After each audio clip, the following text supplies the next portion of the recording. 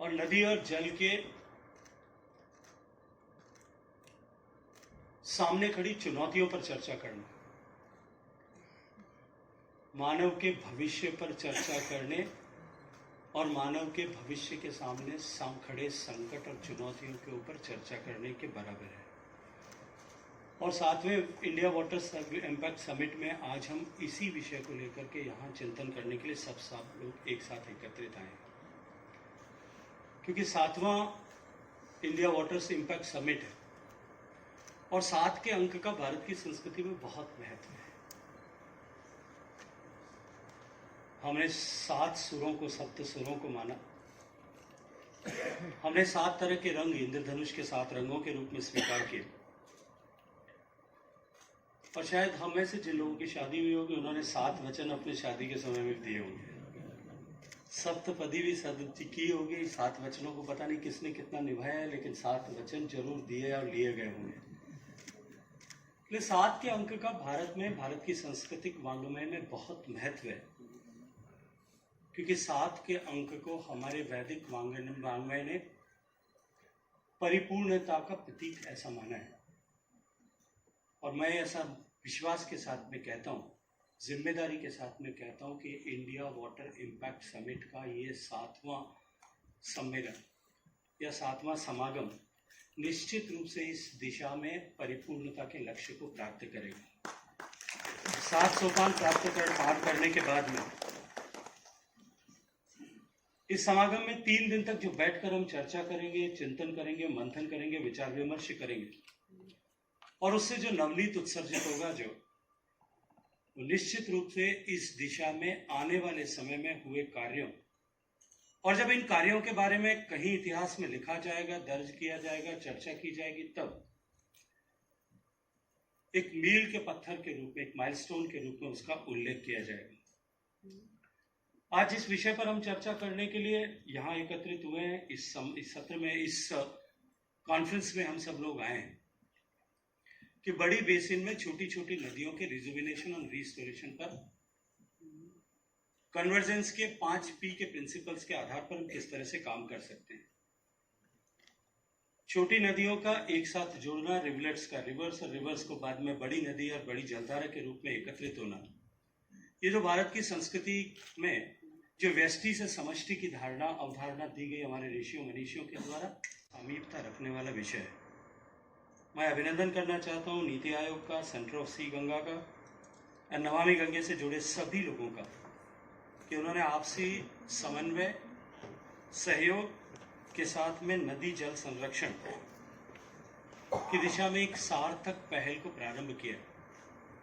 और मैं इसके लिए भी सभी जुड़े हुए स्टेक होल्डर्स को धन्यवाद करना चाहता हूँ कि इस पहल के माध्यम से न केवल हमने नदियों के विकास और उनके संरक्षण और उनके पुनरुद्धार के लिए काम किया है, अभी तो जिन कदमों पर चल करके पिछले 7 सालों में नमामि गंगे मिशन ने काम किया है, माननीय प्रधानमंत्री जी के नेतृत्व में जिस तरह से हमने पीपल रिवर कनेक्ट को रीएस्टैब्लिश करने में वापस सफलता के कदम छुए हैं, मैं विश्वास के साथ में कहता हूं कि हम भारत के सांस्कृतिक वांग्मय के पुनरुद्धार करने की दिशा में भी साथ साथ में काम कर रहे हैं।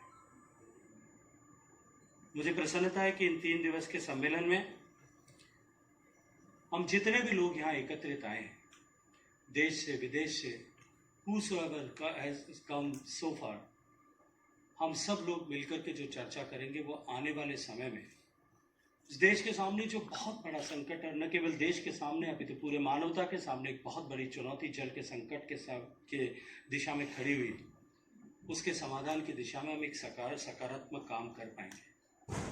मैं जब यहाँ मंच पर बैठा था, सामने देख रहा था, जैसे मैंने कहा कि मैं मंच के उधर बैठता था, तब भी चुनौती को महसूस करता था। जब सामने भी बैठता हूँ तो मुझे उस चुनौती के साथ साथ में एक उत्साह और ऊर्जा भी मिलती है जब मैं देखता हूँ कि यहाँ इतने सारे युवा चेहरे।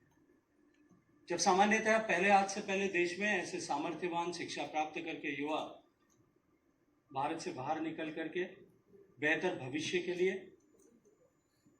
बेहतर अर्थोपार्जन के लिए देश को छोड़ करके दुनिया के दूसरे देशों में जाकर के इन सभी विषयों पर, जिन जैसे विषयों पर आज हम चर्चा करने के लिए एकत्रित हुए हैं,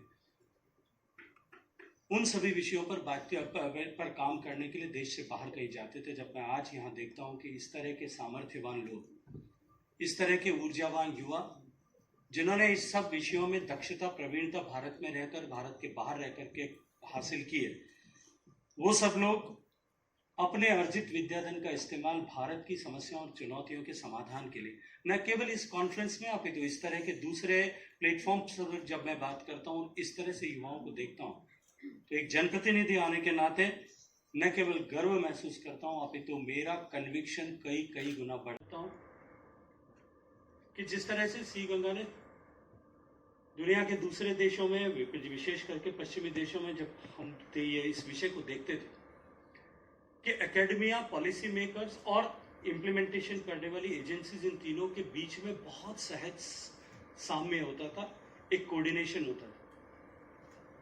पॉलिसी मेकर्स अपने सामने आने वाली हर चुनौती को एकेडमिया के साथ में शेयर करके उनसे knowledge and scientific evidence based solutions को डराइव करते थे, उसके अकॉर्डिंगली पॉलिसी बनाते हैं और पॉलिसी बना करके इम्प्लीमेंटेशन एजेंसीज उस पर काम करती है। लेकिन हमारे यहाँ देश में लैब और लैंड के बीच में जिस तरह की ह्यूज रिज थी, बड़ी गहरी जो खाई थी, उस खाई को पाटने का काम निश्चित रूप से सी गंगा ने किया है। माननीय प्रधानमंत्री जी के नेतृत्व में जिस तरह से इन विषयों के समाधान के लिए हमने एकेडमिया के साथ में काम करना शुरू किया है, जब भारत के भविष्य का इतिहास लिखा जाएगा, निश्चित ही इस युति की जल शक्ति मंत्रालय, एनएमसीजी का 5P प्रिंसिपल्स के साथ में काम करना और उसके साथ में सी गंगा जैसे प्लेटफॉर्म्स का जुड़ना, ये कहीं न कहीं बोल्ड लेटर्स में उल्लेखित किया जाएगा। जल शक्ति मंत्री होने के नाते मैं न केवल इस समिट की सफलता की कामना करता हूं, अपितु इस बात की अपेक्षा भी करता हूं कि इस पूरी कॉन्फ्रेंस, इस समिट से एक सकारात्मक चर्चा के बाद में ठोस कुछ निर्णय निकले, हम किसी मुकाम पर पहुंचे। और उसकी सफलता तभी होगी, केवल मुकाम तक पहुंचे तभी नहीं, उसकी सफलता तभी होगी जब वो वापस मंच पर बैठे हुए लोगों के माध्यम से, पॉलिसी मेकर से लेकर के इम्प्लीमेंटर्स तक के माध्यम से धरातल पर भी उतरे और साकार और मूर्त रूप ले सके। तब जाकर के हम ये कह पाएंगे कि हमने जो कुछ किया है वो सफलता हुई और इसके सफलता को हमने छुआ है और इसके लिए सी गंगा एक पिवटल रोल का वहन कर सकती है। हम सब मिलकर के इस दिशा में इसे सफल बनाने के लिए काम करें, ऐसी मैं इस कॉन्फ्रेंस से अपेक्षा करता हूं। हम सब जानते हैं भारत गंगा और गीता का देश है और प्रकृति के विभिन्न घटकों के प्रति भारत में जिस तरह से श्रद्धा का भाव था, हमारे ऋषि और मनीषियों ने जिस तरह से जो कुछ देता है उसको देवता के रूप में पूजने का विधान किया था, हमारे ऋषियों मनीषियों ने जिस तरह से सामान्य मानवी को ऐसे जीवन प्रदाता घटकों के साथ में जोड़ने के लिए धर्म के तंतु का सहारा लिया था, उसे करके पूजने का विधान किया था। गंगा को, यमुना को, नर्मदा को, गोदावरी को, कावेरी को, देश की किसी भी छोटी बड़ी नदी उस क्षेत्र में रहने वाले लोगों के लिए वो माँ के बराबर श्रद्धा का पात्र भी थी। और जिस तरह से माँ के आंचल की पवित्रता, शुचिता बनाए रखना हर एक पुत्र का कर्तव्य था, उसी तरह से समाज का हर एक व्यक्ति हमारे ऐसे नेचुरल रिसोर्सेज का, विशेष रूप से हमारे जल संसाधनों का, उसी पवित्रता के बचाए रखने के भाव के साथ में संरक्षण भी करता था। यह हमारी सांस्कृतिक अस्मिता और बोध का प्रतीक था। हमारे सारे मूल्य, परंपराएं और मान्यताएं इसके साथ में जुड़ी हुई थी और नमामि गंगे मिशन ने एक बार फिर उन सब मूल्यों को वापस जीवित करने की दिशा में निश्चित रूप से काम किया है। नदियों के प्रति, जल संसाधनों के प्रति हमारा ये जो भाव है, ये केवल आस्था का विषय नहीं था, अपितु क्योंकि ये जानते हुए हमारे ऋषियों मनीषियों ने कि ये हमारे जीवन का आधार है और इनके बिना जीवन की कल्पना करना असंभव है। लेकिन क्योंकि ये जानते थे कि तकनीकी माध्यम से या किसी ज्ञान की दृष्टि को, ज्ञान के माध्यम से गूढ़ ज्ञान को सामान्य मानवी को समझाना असंभव होगा, इसलिए धर्म के माध्यम से, धर्म के तंतु से, जैसा मैंने कहा, उन्हें जोड़ने का विधान किया गया था। लेकिन आज का युग जो है वो धर्म की बजाय अर्थ प्रधानता का, आर्थिक प्रधानता का युग है। इसलिए माननीय प्रधानमंत्री जी ने मिशन नमामि गंगे को एक नया डायमेंशन देते हुए अर्थ गंगा की परिकल्पना हम सबके सामने नेशनल काउंसिल फॉर गंगा की मीटिंग में कानपुर में दी थी, और उसके बाद में एनएमसीजी उस दिशा में काम कर रही। हम ऐसी सारी छोटी बड़ी नदियों के आर्थिक महत्व को जो लोगों के जीवन के साथ में जुड़ा हुआ है उसे वापस समझा करके एस्टैब्लिश अगर कर पाएंगे तो ये जो पीपल्स पार्टिसिपेशन की बात आदरणीय सचिव महोदय ने की, आदरणीय तारे साहब ने भी की, उसको हम और ज्यादा सकारात्मक दृष्टि से उसे और सहजता के साथ में जोड़ पाएंगे, पीपल्स पार्टिसिपेशन को और ज्यादा इफेक्टिव बना पाएंगे। A larger vision also unfolds before us, and that is the entire ecosystem of the rivers towards which Professor Vinod Tare pointed. The small rivers and the ecosystem which forms this whole Ganga basin now will be receiving more attention, and the summit from 15 to 17 December will deliberate on a very important aspect of this effort. When we talk of restoration of small rivers, there are multiple parts to it. No part is handled by a single ministry or department. You may have problems with the catchment, the spring sheds. You may have problems of the vegetative cover along the course of the river. You may have problems of encroachment in the wetlands around the river. When the river passes through cities, you have the problem of severe pollution. And then all along the course of the river, you have to have sustainable practices in farming and in other matters. So if you really look at the river health, it encompasses several different things, and different agencies and different efforts have to come together to deliver the result which is desirable, which is our objective. A few months ago, I was in Pune to look at a project, Mula Mutha project, which we are implementing there. I thought that when this project is implemented, the rivers would be clean. And then when I was interacting with the municipality there, I found that there are several other dependencies which need to be done, which need to be accomplished before we reach our objective. For example, now the municipality has added 34 new villages in its fold, and the sewage for that portion also has to be tackled. And they are planning to put up a proposal under Amrit 2. So a new dependency is there, Amrit 2, under the Ministry of Housing and Urban Affairs.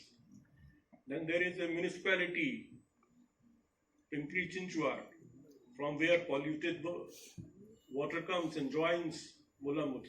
So unless that is tackled, again, you have this problem. वार्ता करते रहते हैं, उनके कई programmes भी यहाँ चल रहे हैं, पार्टिसिपेशन भी है, पब्लिक का जुड़ाव भी है। ये सब होते हुए भी हम देखते हैं कि जिस गति से हमको आगे बढ़ना चाहिए उसमें कहीं ना कहीं हम कमजोर हैं, और इसी दृष्टि से हमने छोटी छोटी नदियों पे काम करना शुरू किया। बिकॉज हमें पता है कि यदि हमको प्लानिंग करना है, किसी भी चीज को समझना है, तो हम ऊपर से देखें तो हमें एक दूरदृष्टि मिलती है। और जब हमने गंगा बेसिन स्ट्रेटेजिक प्लान बनाया तो हमने गंगा को ऊपर से देखा था, पर जब हम जमीनी स्तर पे काम करते हैं तो हमें लगता है कि हम टिप से पिरामिड नहीं बना सकते हैं। यदि हमको पिरामिड बनाना है तो उसका बेस से शुरुआत करनी पड़ेगी। और गंगा नदी यदि हम देखें, और गंगा जैसे हम बोलते हैं, गंगा तो हमारे देश की और इस रीजन की नदियों को प्रतिनिधित्व करती है। गंगा खाली वही नहीं है जो हम सब जानते हैं, गंगा गंगोत्री से निकलती है, गौमुख से निकलती है और गंगा सागर को मिलती है। गंगा इस देश की संस्कृति है, इस रीजन की संस्कृति है। तो सभी नदियां हमारे लिए गंगा ही है। हम साउथ में जाए तो भी गोदावरी में भी नहाते हैं, कावेरी में भी नहाते हैं, तो वहां पे भी लोग कहते हैं मैं गंगा नहाने जा रहा हूँ। नर्मदा में नहाते हैं तो भी हम कहते हैं हर हर गंगे। तो गंगा का मतलब हमारे लिए सभी छोटी बड़ी नदियां हैं, और इसीलिए हम जब गंगा की बात करते हैं, जो भी चीज गंगा में मिल जाती है वो गंगा हो जाती है। और यही हमारे इसका भी है, जो भी है गंगा जल होता है, हम गंगा जल में कोई दूध मिलाते हैं तो गंगा हो जाती है। तो उस दृष्टि से हम गंगा को देखते हैं।